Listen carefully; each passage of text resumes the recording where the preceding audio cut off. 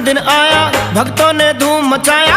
आया जन्मदिन आया, भक्तों ने धूम मचाया। जन्मे माँ अंजनी के लाला, बधाई बजे घर घर में। जन्मे माँ अंजनी के लाला, बधाई बजे घर घर में।